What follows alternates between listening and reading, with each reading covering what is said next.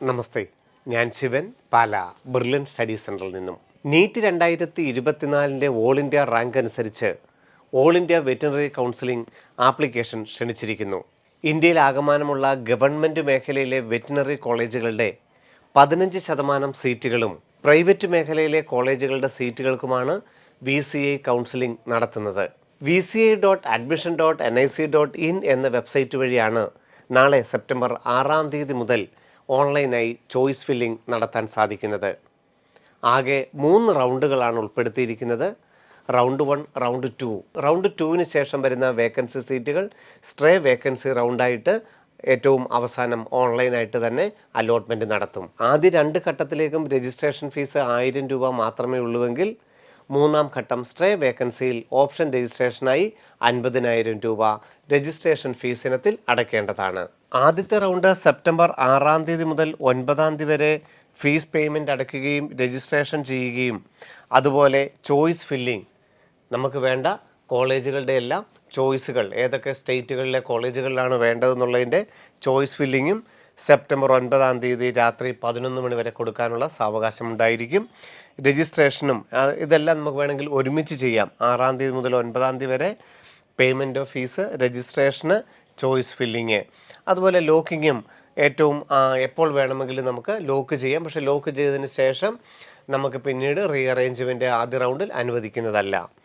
11 September 11 ആദ്യ round veterinary കൗൺസിലിങ്ങിൻ്റെ result പ്രഖ്യാപിക്കുന്നത്. 11 മുതൽ 17 വൈകുന്നേരം 4 മണിക്കുള്ളിൽ ആ കോളേജുകളിൽ നേരിട്ട് ചെന്ന് റിപ്പോർട്ട് ചെയ്യണം. ആദ്യ റൗണ്ടിൽ 6 തുടങ്ങുമ്പോൾ 9 വരെ ചോയ്സ് ഫില്ലിങ്, 11 അലോട്ട്മെൻറ്റ് വന്നു കഴിഞ്ഞാൽ അലോട്ട്മെൻറ്റ് കിട്ടിയവർ എല്ലാ ഒറിജിനൽ സർട്ടിഫിക്കറ്റുമായിട്ട് 17 കോളേജിൽ ജോയിൻ ചെയ്യുന്നു. രണ്ടാമത്തെ റൗണ്ട് ആരംഭിക്കുന്നത് 18 മുതൽ 19, 2 ദിവസം മാത്രമേ ഉണ്ടാവുകയുള്ളൂ. ആദ്യ റൗണ്ടിൽ കൊടുക്കാത്തവർക്കും രണ്ടാമത്തെ റൗണ്ടിൽ പുതിയതായിട്ട് രജിസ്റ്റർ ചെയ്യാം.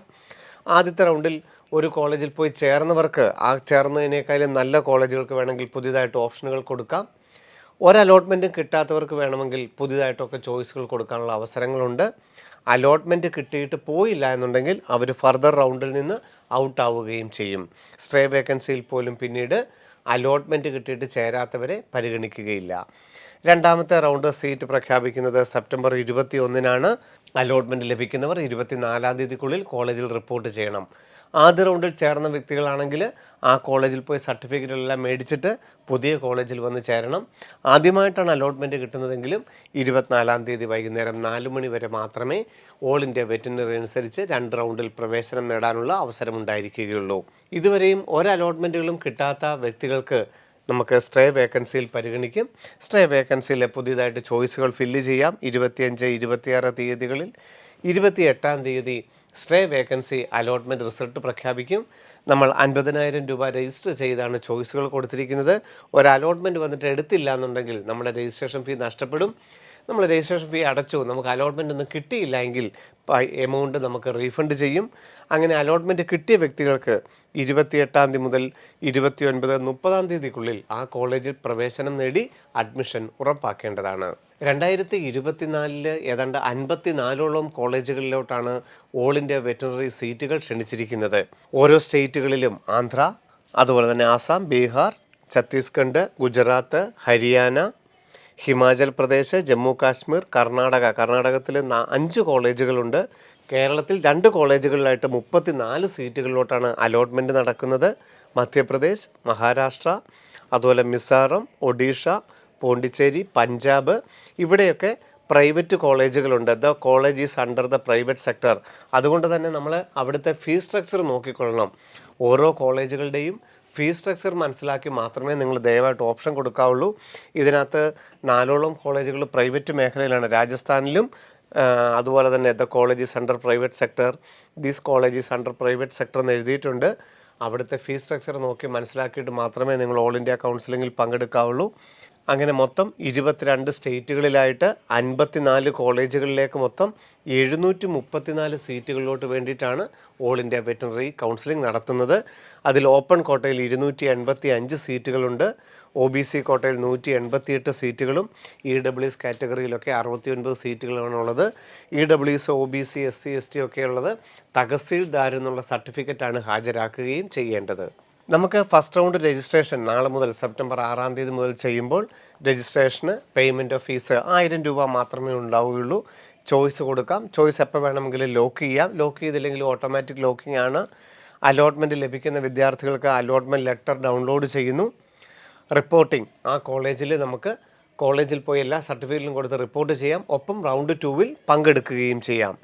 അലോട്ട്മെൻറ്റ് ലഭിച്ചിട്ട് കോളേജിൽ റിപ്പോർട്ട് ചെയ്തില്ല എന്നുണ്ടെങ്കിൽ BCAയുടെ രണ്ടാമത്തെ മൂന്നാമത്തെ റൗണ്ടിൽ നിന്ന് നമ്മളെ ഒഴിവാക്കും. രണ്ടാമത്തെ റൗണ്ടിൽ നമുക്ക് പുതിയതായിട്ട് വേണമെങ്കിൽ ആദ്യത്തെ റൗണ്ടിൽ പങ്കെടുത്തില്ലെങ്കിലും രണ്ടാമത്തെ റൗണ്ടിൽ പുതിയതായിട്ട് വേണമെങ്കിൽ പങ്കെടുക്കാം. ആദ്യത്തെ റൗണ്ടിൽ സീറ്റ് ഒന്നും കിട്ടിയില്ലാത്തവർക്കും പുതിയതായിട്ട് ഓപ്ഷൻ വെക്കാം.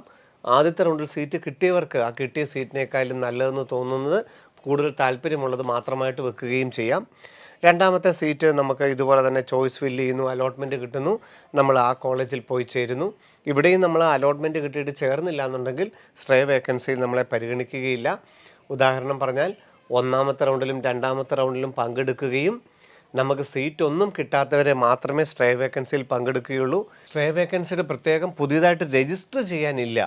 ഒന്നാം ഘട്ടത്തിലും രണ്ടാം ഘട്ടത്തിലും നമ്മൾ ഓപ്ഷൻ കൊടുത്തിട്ട് കിട്ടാത്തവർക്ക് ആ 1000 രൂപയ്ക്ക് ശേഷം ബാക്കിയുള്ള തുക അടയ്ക്കാൻ മാത്രമേ പ്രൊവിഷൻ ഉണ്ടാവുകയുള്ളൂ. മൂന്നാം ഘട്ടത്തിൽ പുതിയതായിട്ട് നമുക്ക് രജിസ്ട്രേഷൻ അനുവദിക്കില്ല എന്നുള്ള കാര്യവും ശ്രദ്ധിക്കുക. അങ്ങനെ നമ്മൾ 50,000 രൂപ അല്ലെങ്കിൽ 25,000 രൂപ SC/ST വിഭാഗം രജിസ്ട്രേഷന് നമ്മൾ ഓപ്ഷൻ കൊടുക്കുന്നതിന് നമ്മൾ ഈ തുക അടച്ചാൽ മാത്രമേ ഓപ്ഷൻ കൊടുക്കാൻ അനുവദിക്കുകയുള്ളൂ. അങ്ങനെ നമ്മൾ ഓപ്ഷൻ കൊടുത്തിട്ട് നമുക്ക് അലോട്ട്മെൻറ്റ് കിട്ടിക്കഴിഞ്ഞാൽ നമുക്ക് കോളേജുകളിൽ ജോയിൻ ചെയ്യാം. ഈ പേയ്മെൻറ്റ് നമുക്ക് തിരിച്ച് അക്കൗണ്ടിൽ വരും. ഒരലോട്ട്മെൻറ്റും കിട്ടാത്തവർക്കും പേയ്മെൻറ്റ് തിരിച്ച് കിട്ടും. അലോട്ട്മെൻറ്റ് കിട്ടിയിട്ട് ചേർന്നില്ല എന്നുണ്ടെങ്കിൽ നമ്മുടെ രജിസ്ട്രേഷൻ ഫീസ് നഷ്ടപ്പെടുകയും ചെയ്യും. രജിസ്ട്രേഷന് വേണ്ടിയിട്ട് ജനറൽ വിഭാഗം 1000 റുപ്പീസും EWS OBC വിഭാഗം 900 റുപ്പീസും SC/ST PWD വിഭാഗം 500 റുപ്പീസുമാണ് ഓപ്ഷൻ രജിസ്ട്രേഷന് വേണ്ടി അടയ്ക്കേണ്ടത്. എന്നാൽ സ്ട്രേ വേക്കൻസിയിൽ ആദ്യ 2 ഘട്ടങ്ങളിൽ പങ്കെടുത്തവർ 50,000 റുപ്പീസാണ് ജനറൽ OBC EWS PIO വിഭാഗങ്ങൾ. SC/ST PH വിഭാഗങ്ങൾ 25,000 രൂപയുമാണ് സ്ട്രേ വേക്കൻസിയിൽ പങ്കെടുക്കാൻ കൊടുക്കേണ്ടത്. അലോട്ട്മെൻറ്റ് ലഭിച്ചു കഴിഞ്ഞാൽ നമ്മൾ കോളേജിൽ ചെന്ന് ചേരുമ്പോൾ ഒറിജിനൽ സർട്ടിഫിക്കറ്റുകളായിട്ട് അഡ്മിറ്റ് കാർഡ് NEET UG 2024 നമുക്ക് വെബ്സൈറ്റിൽ നിന്ന് പുതിയതായിട്ട് ഡൗൺലോഡ് ചെയ്യാം. ഒപ്പം നമുക്ക് rank card revised score card നമുക്ക് എടുക്കാം. ആധാർ അല്ലെങ്കിൽ ID പ്രൂഫ് ഉണ്ടാവണം. അതുപോലെ തന്നെ proof for date of birth നമ്മുടെ 10ാം ക്ലാസ്സിൻ്റെ മാർക്ക് ലിസ്റ്റിലുള്ളത്, പിന്നെ +2ൻ്റെ മാർക്ക് ലിസ്റ്റിൻ്റെ original, conduct certificate, passport size photo, അതുപോലെ റിസർവേഷൻ അഗെയിൻസ്റ്റ് ആയിട്ടാണ് കിട്ടിയിരിക്കുന്നതെങ്കിൽ SC/ST അതുപോലെ തന്നെ OBC EWS വിഭാഗത്തിന് അതേ ഡോക്യുമെൻറ്റിൽ തന്നെ നമ്മൾ തഹസീൽദാരിൽ നിന്ന് സൈൻ ചെയ്ത സർട്ടിഫിക്കറ്റ് ഓൺലൈനായിട്ട് OBC വിഭാഗങ്ങളും SC/ST വിഭാഗങ്ങളും EWS വിഭാഗങ്ങളും ഓഫ്ലൈനായിട്ട് കേരളത്തിലെ തഹസീൽദാരിൽ നിന്ന് മേടിച്ച സർട്ടിഫിക്കറ്റാണ് പ്രൊഡ്യൂസ് ചെയ്യേണ്ടതായിട്ട് വരുന്നത്. NEET 2024 റാങ്ക് അനുസരിച്ച് വിവിധ കൗൺസിലിങ്ങുകൾ നടന്നുകൊണ്ടിരിക്കുന്നു. ഓൾ ഇന്ത്യ MBBS BDS, അതുപോലെ ആയുഷ് കൗൺസിലിങ്, അതുപോലെ ഇപ്പം വെറ്റിനറി കൗൺസിലിങ്, പിന്നെ വിവിധ സ്റ്റേറ്റുകളുടെ കൗൺസിലിംഗ് ഒക്കെ നടന്നുകൊണ്ടിരിക്കുന്നു. ഇനി നടക്കാനുള്ളത് കേരളത്തിൻ്റെ അഗ്രികൾച്ചർ, വെറ്റിനറി, ആയുർവേദം പോലെയുള്ള കേരളത്തിൻ്റെ മെഡിക്കൽ അലൈഡ് കോഴ്സുകളാണ്. കേരളത്തിലെ തന്നെ 2 കോളേജുകളുടെ വെറ്റിനറിയുടെ 15% VCI വഴിയും കേരളത്തിലെ വെറ്റിനറി കോളേജിൻ്റെ 85% സീറ്റുകൾ കേരള മെഡിക്കൽ റാങ്ക് വെച്ചിട്ട് കേരള എൻട്രൻസ് കമ്മീഷനാണ് ഫില്ല് ചെയ്യുന്നത്. അത് ce.kerala.gov.in എന്ന വെബ്സൈറ്റ് വഴി ഈ ആഴ്ച പ്രത്യേകം ആരംഭിക്കും. ഇത് ഇന്ത്യയിലുള്ള വെറ്റിനറി കോളേജുകളിൽ നിങ്ങൾക്ക് കൊടുക്കാൻ വേണ്ടിയിട്ടുള്ളതാണ് VCI കൗൺസിലിംഗ്. ഇതിനകത്ത് 54 കോളേജുകളിൽ 51 കോളേജുകൾ ഗവൺമെൻറ് മേഖലയിലും 3 കോളേജുകൾ സ്വകാര്യ മേഖലയിലുമാണ്. അതുകൊണ്ട് ഫീസ് സ്ട്രക്ചർ ശ്രദ്ധിച്ചിട്ട് വേണം ഓപ്ഷൻ കൊടുക്കാനായിട്ട്. അതോടൊപ്പം തന്നെ അലോട്ട്മെൻറ്റ് വന്നു കഴിഞ്ഞാൽ നമ്മൾ നിശ്ചിത ദിവസത്തിനുള്ളിൽ കോളേജുകൾ ചെന്ന് റിപ്പോർട്ട് ചെയ്യണം എന്നുള്ളതും പ്രാധാന്യമേറിയതാണ്. കേരളത്തിൻ്റെ അലോട്ട്മെൻറ്റ് കേരള എൻട്രൻസ് കമ്മീഷൻ അടുത്ത ആഴ്ച ആരംഭിക്കും. അതിനകത്തും നിങ്ങൾക്ക് അഗ്രികൾച്ചറും വെറ്റിനറിയും ആയുർവേദവും ഹോമിയോയും ഉൾപ്പെടെയുള്ള മെഡിക്കൽ അലൈഡ് കോഴ്സുകൾക്ക് ഓപ്ഷൻ കൊടുക്കാനായിട്ട് സാധിക്കും. അപ്പോൾ NEET 2024 എല്ലാ സാധ്യതകൾക്കും അനുസരിച്ച് നിങ്ങൾ ഈ കൗൺസിലിങ്ങിൽ നിങ്ങൾക്ക് ഏറ്റവും താല്പര്യമുള്ള കോഴ്സുകൾ തിരഞ്ഞെടുക്കാൻ പ്രത്യേകം ശ്രദ്ധിക്കുക. നന്ദി, നമസ്കാരം. എൻട്രൻസ് സംബന്ധമായ വാർത്തകളും അപ്ഡേഷനുകളും ഏറ്റവും വേഗം ആധികാരികമായി അറിയാൻ ബ്രില്യൻറ്റ് സ്റ്റഡി സെന്റർ പാല യൂട്യൂബ് ചാനൽ സബ്സ്ക്രൈബ് ചെയ്യുക. ബെൽ ഐക്കൺ അമർത്തുക. ഈ വീഡിയോ മറ്റ് സുഹൃത്തുക്കളിലേക്കും ഷെയർ ചെയ്ത് നൽകുക.